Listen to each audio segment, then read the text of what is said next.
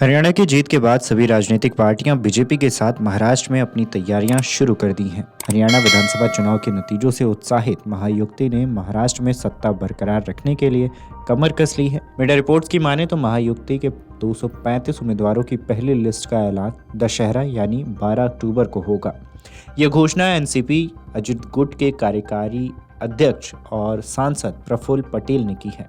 साथ ही उन्होंने साफ कर दिया है कि पार्टी प्रमुख अजित पवार अपनी पारंपरिक सीट बारामती से ही चुनाव लड़ेंगे। अटकलें थी कि अजित पवार इस बार शिरूर सीट से चुनाव लड़ सकते हैं। वहीं प्रफुल्ल पटेल के ऐलान के बाद अजित पवार के किसी अन्य निर्वाचन क्षेत्र से चुनाव लड़ने की अटकलों पर आखिरकार विराम लग गया। महायुति में सीट बंटवारे पर बातचीत के बारे में पटेल ने कहा कि एनसीपी को चुनाव लड़ने के लिए सामान्यजनक 60 सीटें मिलेंगी। खबरों की माने तो महाराष्ट्र विधानसभा की 288 सीटों के बंटवारे को लेकर महायुति के घटक दलों के बीच कई दौर की मैराथन बैठक हुई है। पटेल ने कहा है कि 235 सीटों पर चुनाव लड़ने पर सहमति बनी, जबकि बाकी बची 53 सीटों पर जल्द ही निर्णय लिया जाएगा। एनसीपी को आवंटित सीटों के बारे में पटेल ने कहा है कि हमें लगभग 60 से 65 सीटें मिलेंगी। हमने चुनाव में सम्मानजनक सीटें मांगी थी, उसी के अनुसार हमें 60 से 65 सीटें मिलेंगी।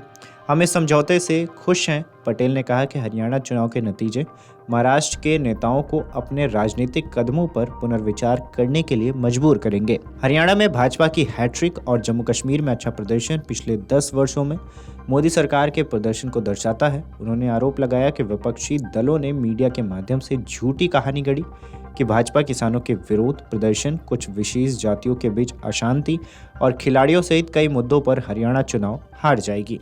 वहीं पटेल ने राहुल गांधी पर भी कटाक्ष करते हुए कहा कि महायुति हरियाणा और जम्मू कश्मीर के नतीजों से उत्साहित है। लोकसभा चुनाव में फर्जी बातें फैलाई गई, लेकिन आज के नतीजों से पता चलता है कि जलेबी किसे मिली है। मुख्यमंत्री एकनाथ शिंदे की तबीयत मंगलवार की सुबह बिगड़ गई। वे सोमवार को दिल्ली गए थे। मंगलवार की सुबह मुंबई पहुंचने पर मुख्यमंत्री की तबीयत ज़्यादा खराब हुई। डॉक्टरों ने आराम करने की सलाह दी। इसके चलते मंगलवार को उनके सभी कार्यक्रम रद्द कर दिए गए।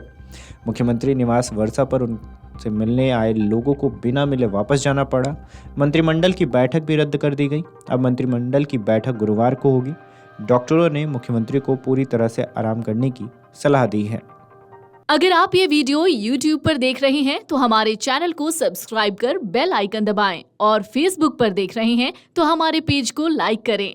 8 मिलियन प्लस सब्सक्राइबर, आपके इस भरोसे के लिए बहुत धन्यवाद। अगर आप ये वीडियो YouTube पर देख रहे हैं तो हमारे चैनल को सब्सक्राइब कर बेल आइकन दबाएं और Facebook पर देख रहे हैं तो हमारे पेज को लाइक करें।